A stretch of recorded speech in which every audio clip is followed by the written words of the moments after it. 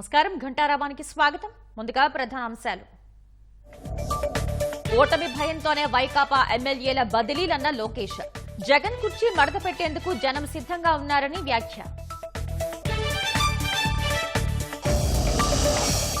మంగళగిరిలో చేనేత dyeing shed పరిశీలించిన బ్రాహ్మణి సమస్యలను విన్నవించుకున్న చేనేత కార్మికులు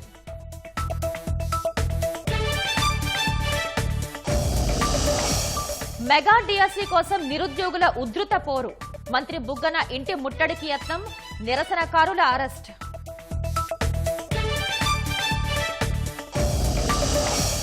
మన్యం జిల్లాలో తెదేపా కౌన్సిలర్పై వైకాపా నాయకుల దౌర్జన్యం అక్రమాలను లోకేష్ దృష్టికి తీసుకువెళ్లారంటూ దాడి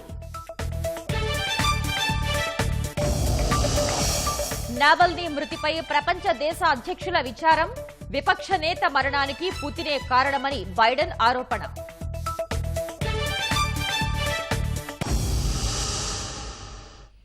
నంద్యాల జిల్లా డోన్లో ఆర్థిక మంత్రి బుగ్గన రాజేంద్రనాథ్ ఇంటిని ఎన్ఎస్యుఐ నాయకులు ముట్టడించారు దగా డిఎస్సీ వద్దు మెగా డిఎస్సీ ముద్దు అంటూ బుగ్గన ఇంటి ముందు ఆందోళన చేశారు 25,000 టీచర్ పోస్టు భర్తీ చేయాలని డిమాండ్ చేస్తూ ముట్టడికి యత్నించిన నాయకుల్ని పోలీసులు అడ్డుకున్నారు ఎన్ఎస్యుఐ నాయకులను అడ్డుకునే క్రమంలో సిఐ ప్రవీణ్ కుమార్ కింద పడిపోయారు ఆందోళనకారుల్ని పోలీసులు స్టేషన్ కు తరలించారు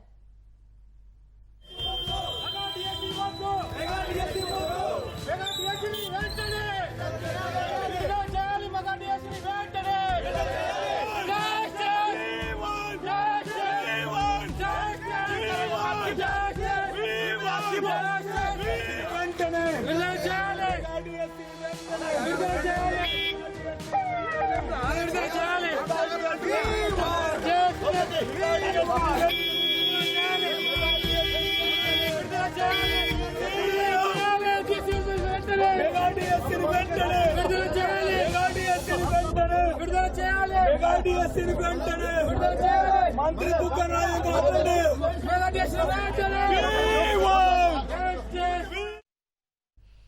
మంగళగిరి నియోజకవర్గంలో చేనేత కార్మికుల కష్టాల్ని నారా బ్రాహ్మణి స్వయంగా పరిశీలించారు చేనేతను దత్తత తీసుకుంటారన్న లోకేష్ హామీ మేరకు వివిధ కార్యక్రమాలు చేపడుతున్నారు ఇందులో భాగంగా మంగళగిరి నియోజకవర్గం ఆత్మకూరులోని చేనేత డైయింగ్ షెడ్ కు ఆమె వెళ్లారు వారి సమస్యల్ని బ్రాహ్మణి అడిగి తెలుసుకున్నారు ఎన్నో ఏళ్లుగా డైయింగ్ కార్మికులుగా పనిచేస్తున్నా గుర్తింపు లేదని చేనేతలు బ్రాహ్మణి దృష్టికి తెచ్చారు ప్రభుత్వం నుంచి ఎలాంటి సహాయం అందటం లేదని వివరించారు కష్టం ఎక్కువ ఆదాయం తక్కువ అని తమకు తెలిసిన పని ఇదొక్కటే కనుక నమ్ముకుని పనిచేస్తున్నామని ఆవేదన వ్యక్తం చేశారు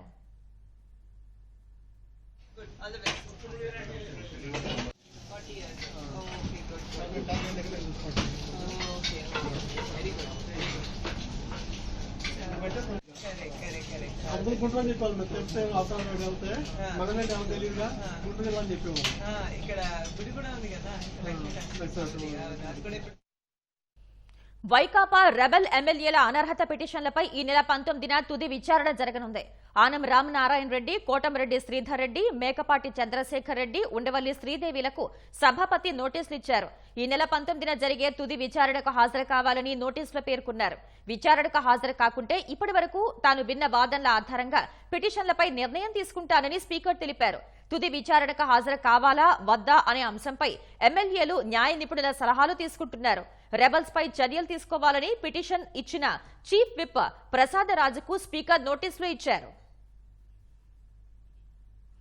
సీఎం జగన్ తన సొంత డబ్బులతో వాలంటీర్లకు జీతం ఇస్తారని పలమనేరు వైకాపా ఎమ్మెల్యే వెంకటేగౌడ వివాదాస్పద వ్యాఖ్యలు చేశారు చిత్తూరు జిల్లా గంగవరం ఎంపీడీఓ కార్యాలయంలో జరిగిన వాలంటీర్ల పురస్కారాల ప్రదానోత్సవంలో ఎమ్మెల్యే పాల్గొన్నారు రానున్న 3 నెలలు సొంత డబ్బులతో వాలంటీర్లకు జీతం ఇస్తానని సీఎం జగన్ ప్రకటించారని ఎమ్మెల్యే వ్యాఖ్యానించారు ఎమ్మెల్యే అనుచిత వ్యాఖ్యలపై నియోజకవర్గ ప్రజలు తెదేపా నాయకులు ఘాటుగా స్పందిస్తున్నారు ఎన్నికల సమయంలో వాలంటీర్లకు జగన్ సొంత డబ్బులు ఇవ్వాల్సిన అవసరం ఏముందని ప్రశ్నిస్తున్నారు ఇన్ని రోజులు ప్రభుత్వ సొమ్మును జీతంగా తీసుకున్న వాలంటీర్లకు ఇప్పుడు సొంత డబ్బులు ఇస్తామంటే ప్రజలు దీన్ని ఏ విధంగా అర్థం చేసుకోవాలని మండిపడుతున్నారు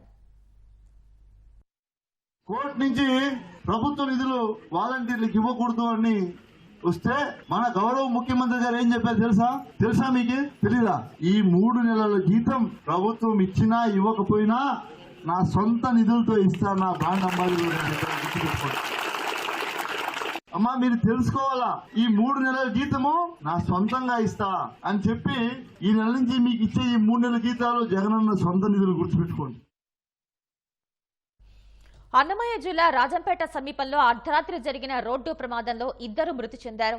నందలూరు మండలం ఆడపూరు గ్రామానికి చెందిన పెంచలయ్య, ఈశ్వరయ్య ద్విచక్ర వాహనంపై వెళ్తుండగా గుర్తు తెలియని వాహనం ఢీకొంది. ప్రమాదంలో బైక్ పై వెళ్తున్న 2 అక్కడికక్కడే ప్రాణాలు వదిలారు. మృతదేహాలను రాజంపేట ప్రభుత్వ ఆసుపత్రికి తరలించారు.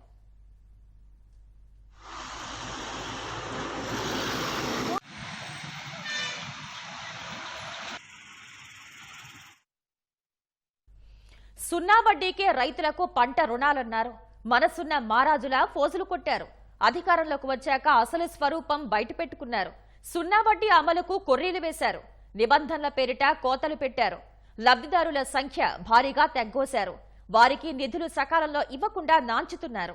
ఇది రైతులకు సీఎం జగన్ చేసిన వడ్డీ వంచన.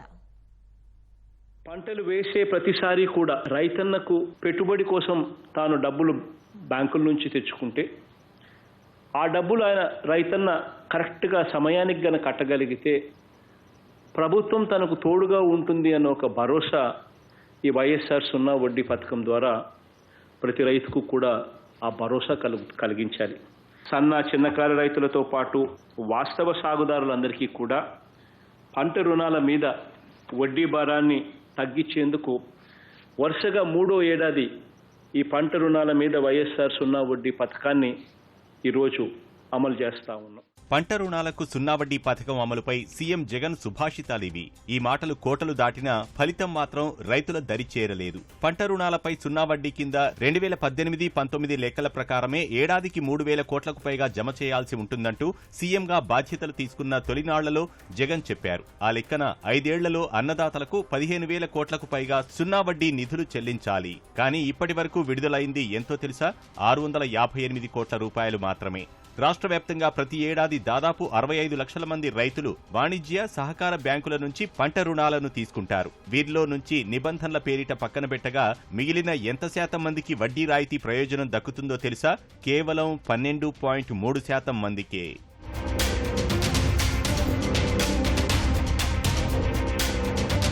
అధికారంలోకి వచ్చాక పావలా వడ్డీ పథకానికి స్వస్తి పలికి సున్నా వడ్డీ పంట రుణాలే అమలు చేస్తామంటూ జగన్ నమ్మబలికారు. కానీ అర్హుల్లో అతి తక్కువ మందికే ప్రయోజనం దక్కేలా నిబంధనలు మార్చేశారు. రాష్ట్రంలో సుమారు 65 లక్షల మందికి పైగా రైతులు ప్రతి సంవత్సరం పంట రుణాలు తీసుకుంటారు. జగన్ వచ్చాక సున్నా వడ్డీ ప్రయోజనం ఏడాదికి 8 లక్షల మందికి కూడా దక్కడం లేదు. పైగా 2021-22 రబీ పంట రుణాలకు సంబంధించిన వడ్డీని ఇప్పటికీ జమ చేయలేదు. సంక్షేమ క్యాలెండర్ ప్రకారం చూస్తే గతేడాది నవంబర్లోనే వీటిని ఇవ్వాల్సి ఉన్నప్పటికీ గడువు దాటినా ఊసెత్తడం లేదు.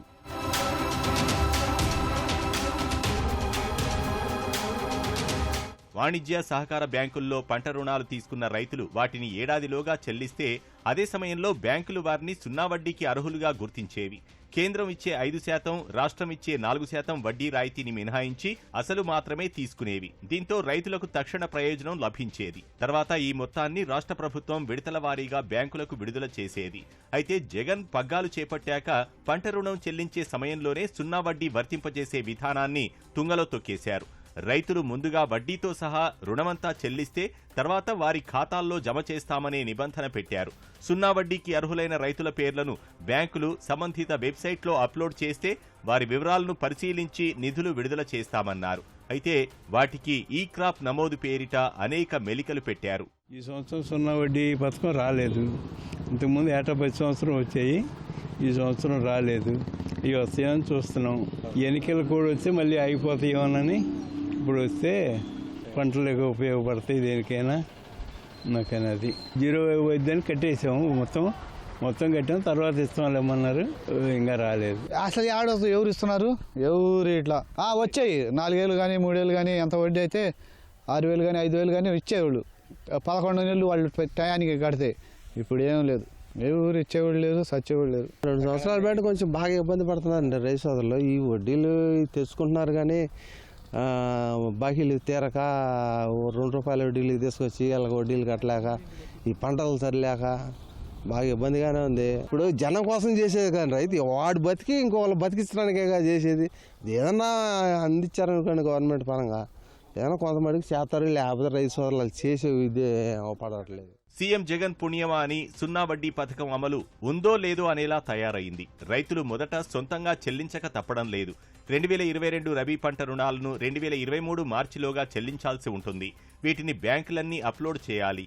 అన్ని వివరాలను పరిశీలించి డబ్బులు విడుదల చేస్తామని ప్రభుత్వం చెబుతోంది. సున్నా వడ్డీ నిధుల్ని 2023 నవంబర్లో విడుదల చేస్తామని సంక్షేమ క్యాలెండర్లో ప్రభుత్వం చెప్పింది. డిసెంబర్, జనవరి కూడా గడిచినా ఎప్పుడు విడుదల చేస్తారో చెప్పడం లేదు. 2022లోనే పంట రుణాలు చెల్లించిన రైతులకు 2024 వరకు ఎదురు చూడాల్సిన పరిస్థితి కల్పించిన ఘనత సీఎం జగన్కే దక్కుతుంది. ఓటరు జాబితాలో పేరున్నా ఆయా చిరునామాల్లో ఓటర్లు ఉండరు. ఏళ్ల క్రితమే ఇళ్లు ఖాళీ చేసి ఇతర ప్రాంతాలకు శాశ్వతంగా వలస వెళ్లిన వారి ఓట్లు పాత స్థానాల్లోనే యథాతథంగా కొనసాగుతున్నాయి. చంద్రగిరి, తిరుపతి నియోజకవర్గాల పరిధిలో ముసాయిదా జాబితాను తలపిస్తూ తుది జాబితాల్లోనూ ఓట్ల అక్రమాలు కొనసాగుతున్నాయి. ముసాయిదా జాబితాలోని తప్పుల్ని సరిదిద్దాలని విపక్షాలు అధికారులకు వినతి పత్రాలు సమర్పించిన తుది జాబితాల్లోనూ అవే తప్పులు పునరావృతమయ్యాయి. ఉమ్మడి చిత్తూరు జిల్లాలో ఓట్ల అక్రమాలు తవ్వే కొద్దీ వెలుగు చూస్తున్నాయి. చంద్రగిరి, తిరుపతి నియోజకవర్గాల పరిధిలో ఓటర్ల జాబితా అత్యంత సంక్లిష్టంగా మారిపోయింది. ఇప్పటికే బోగస్ ఎపిక్ గుర్తింపు కార్డుల వ్యవహారంలో తిరుపతి నియోజకవర్గంలో పెద్ద ఎత్తున దొంగ ఓట్లు వెలుగు చూస్తుండగా, చంద్రగిరి నియోజకవర్గ పరిధిలో ఇతర ప్రాంతాలకు శాశ్వతంగా వెళ్లిపోయిన వ్యక్తుల పేర్లు ఓటరు జాబితాల్లో వెలుగు చూస్తున్న ఉదంతాలు బయటపడుతున్నాయి. చంద్రగిరి నియోజకవర్గంలో పోలింగ్ బూత్ స్థాయి అధికారులు ఇంటింటి సర్వే చేసి 12,074 మంది గైర్హాజరీ ఓటర్లుగా గుర్తించారు. వీరిలో 7,960 మంది ఇతర ప్రాంతాలకు వలస వెళ్లినట్లు లెక్క తేల్చారు. ఇలాంటి వాటిని జాబితా నుంచి తొలగించాల్సి ఉన్న తుది జాబితాలో కొనసాగించారు. చంద్రగిరి నియోజకవర్గం తనపల్లెలోని 314వ పోలింగ్ కేంద్రంలో 597 ఓటర్లు ఉండగా 54 మంది ఓటర్లు ఇతర ప్రాంతాలకు వలస వెళ్లిన వారున్నారు. పద్మావతిపురం ప్రాథమిక పాఠశాల పోలింగ్ కేంద్రంలో ఇంటి నంబర్ల స్థానంలో పద్మావతిపురం అని పేర్కొన్నారు.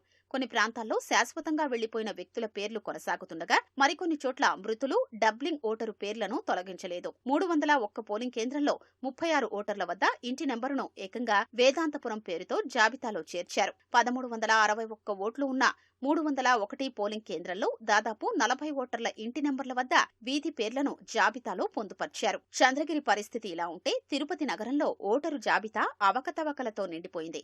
ముసాయిదా జాబితాలోని బోగస్ ఓటర్ల జోలికెళ్లకుండానే తుది జాబితా ప్రకటించారు.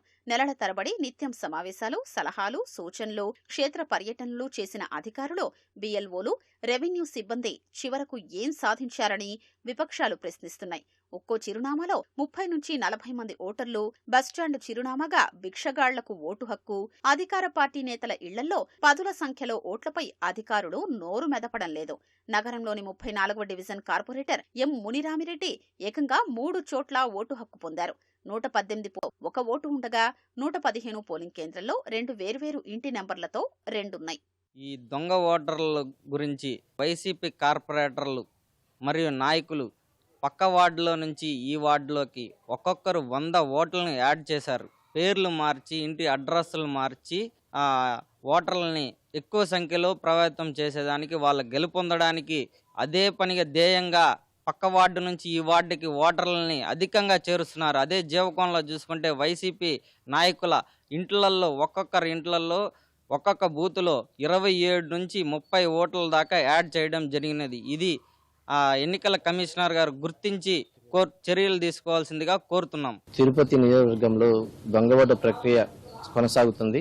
గత ఎన్నికల్లో ఎంపీ ఎలక్షన్లో కొనసాగుతున్న ప్రక్రియను ఆ రోజు దొంగ ఓటర్లు మేము గుర్తించి మేము అధికారుల దృష్టికి తీసుకెళ్లినా దాన్ని అదే విధంగా స్వచ్ఛందంగా మళ్ళా దాన్ని కొనసాగిస్తున్నారు. ఒక డోర్ నెంబర్ పైన 4-5 పెట్టి చనిపోయిన ఓటర్లని అక్కడ నమోదు చేసి వాళ్ళని తీయమని చెప్తే అధికారులు ఆ రోజు తీయకుండా మళ్ళీ తొలి జాబితా ఎలాగా ఉంది, ఇప్పుడు మళ్ళీ జాబితా కూడా అలాగే కొనసాగిస్తున్నారు. దీన్ని ఎన్నికల కమిషనర్ గారు చర్య తీసుకొని దొంగ ఓటర్ల జాబితాని తీసేసి న్యాయం చేయాలని కోరుచున్నారు. ఓటర్ల జాబితాలో ఇంటి నెంబర్లు పొందుపరచకుండా వందల సంఖ్యలో బోగస్ ఓట్లను జాబితాలో కొనసాగించడం ద్వారా దొంగ ఓట్లు వేసుకోవాలన్న వైకాపా నేతల ప్రణాళికకు అధికారులు వంత పాడుతున్నారన్న విమర్శలు వ్యక్తమవుతున్నాయి.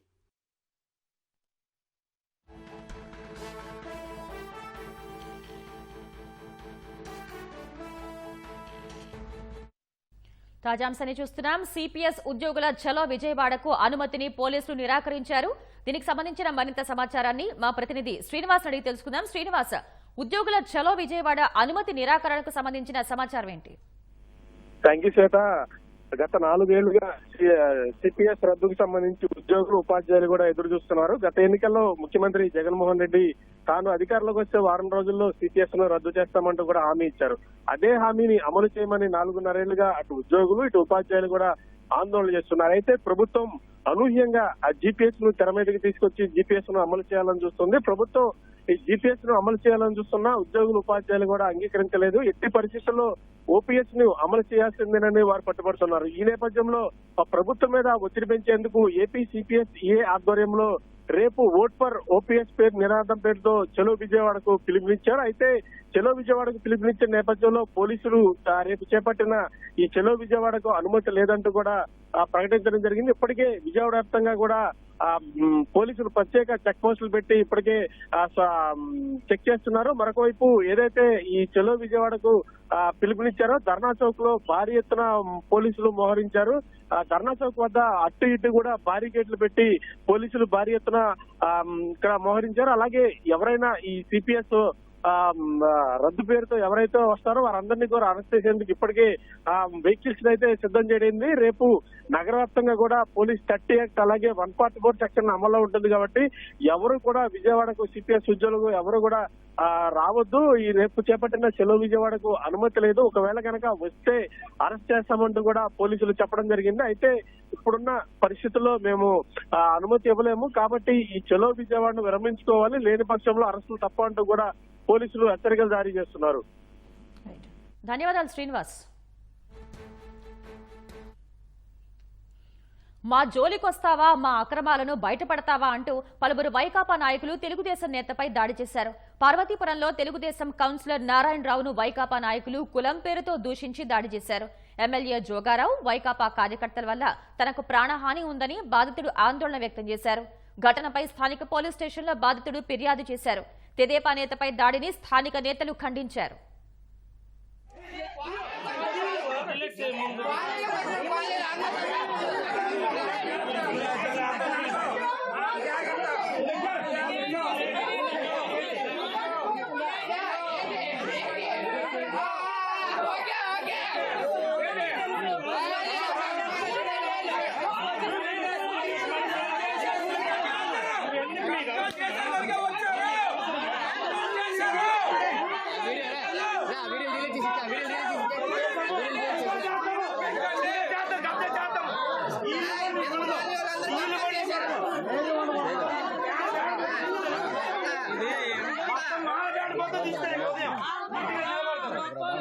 అర్థమైంది. ఉదయం మాలపేట మాత్రమే ఉంటుంది.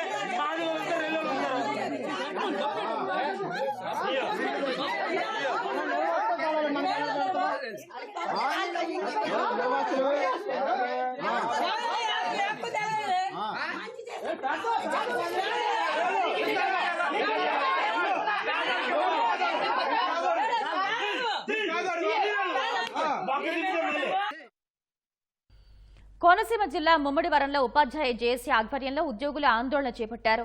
ఉద్యోగుల పెండింగ్ బకాయిలు ప్రభుత్వం వెంటనే చెల్లించాలని డిమాండ్ చేశారు.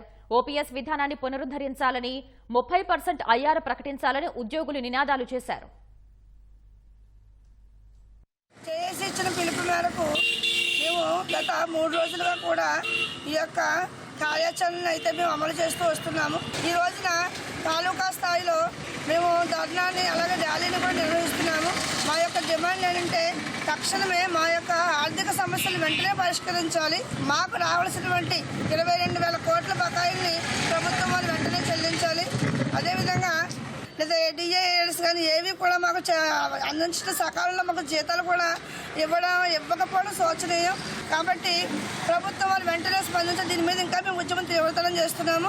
అలాగే దీని తర్వాత నెక్స్ట్ మేము కలెక్టరేట్ ధర్నా, అలాగే 27వ తారీఖున చెలో అసెంబ్లీ కూడా మేము నిర్వహిస్తున్నాము.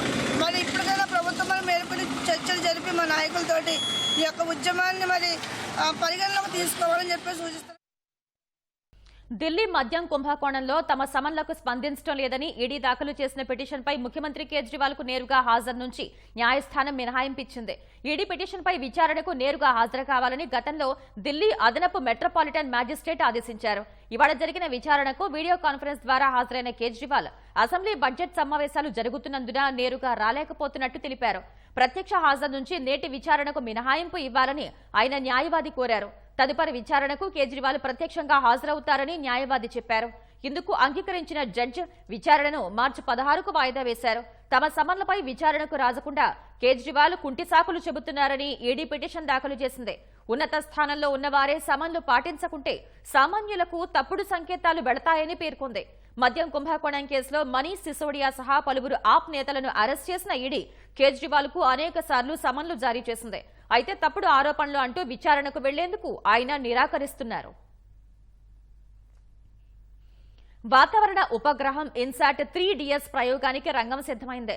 శ్రీహరికోటలోని సతీష్ ధావన్ స్పేస్ సెంటర్ నుంచి GSLV F-14 వాహక నౌక ద్వారా ఇన్సాట్ 3DS ఉపగ్రహాన్ని ఇస్రో ఇవాళ సాయంత్రం 5:35 నింగిలోకి పంపనుంది. ఇందుకోసం 27.5 గంటల కౌంటౌన్ ప్రక్రియ శుక్రవారం మొదలైంది.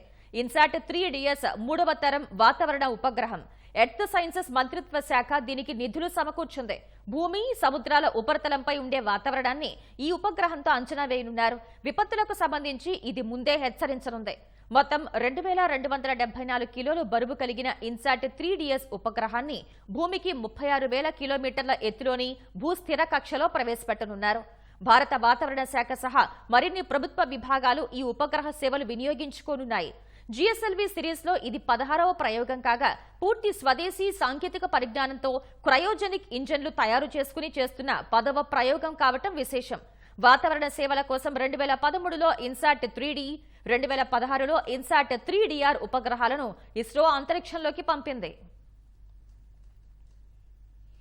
జార్ఖండ్ మంత్రివర్గ విస్తరణపై కొందరు కాంగ్రెస్ ఎమ్మెల్యేలు అసంతృప్తి వ్యక్తం చేశారు. చంపై సోరెన్ ప్రభుత్వంలో శుక్రవారం 8 మంది మంత్రులుగా ప్రమాణ స్వీకారం చేశారు. వారిలో 5గురు JMM నాయకులు కాగా 3 కాంగ్రెస్ ఎమ్మెల్యేలు ఉన్నారు. అయితే మంత్రివర్గంలోకి కొత్త ముఖాలను తీసుకోవాలని కాంగ్రెస్ ఎమ్మెల్యేలు డిమాండ్ చేశారు.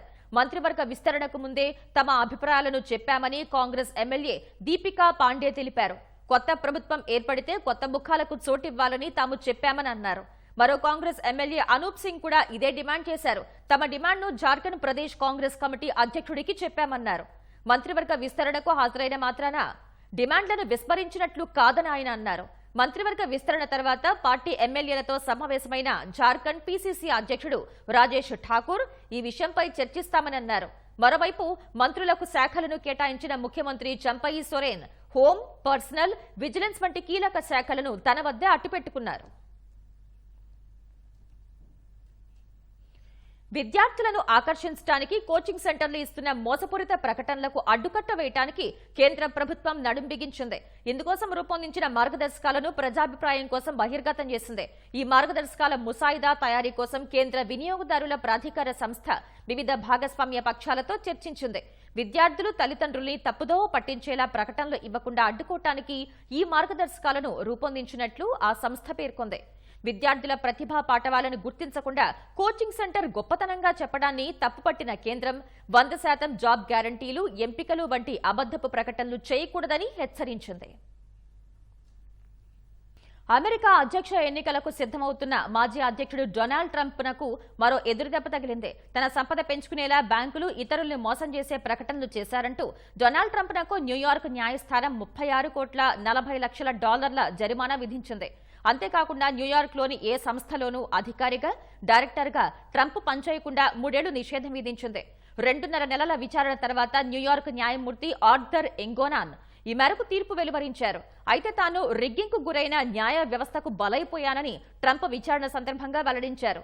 ట్రంప్, ఆయన అనుచరులు ఆయన సంపదను అసలు విలువ కంటే ఎక్కువగా ప్రచారం చేసి భారీగా ఆస్తుల్ని కూడబెట్టారని డెమోక్రాట్ అయిన న్యూయార్క్ అటార్నీ జనరల్ లిటిటియో జేమ్స్ ఈ కేసును వేశారు. ట్రంప్ తన సంపదను ఏడాదికి $3.6 బిలియన్ ఎక్కువగా చూపారని ప్రభుత్వ న్యాయవాదులు తెలిపారు.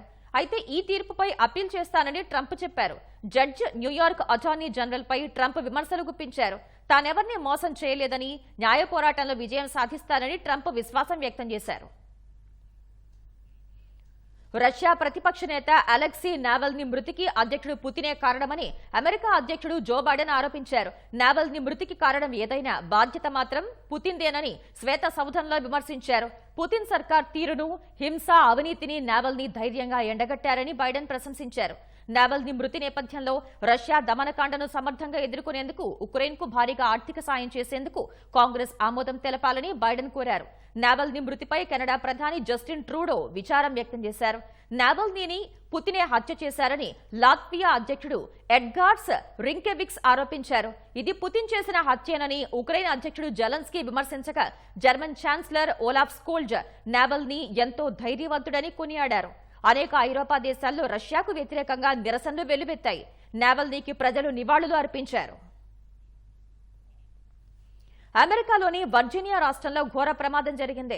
స్టెర్లింగ్ ప్రాంతంలో ఓ ఇంటిలో గ్యాస్ లీక్ అవుతోందన్న సమాచారంతో అక్కడికి వెళ్లిన అగ్నిమాపక సిబ్బందికి అనూహ్య ఘటన ఎదురైంది.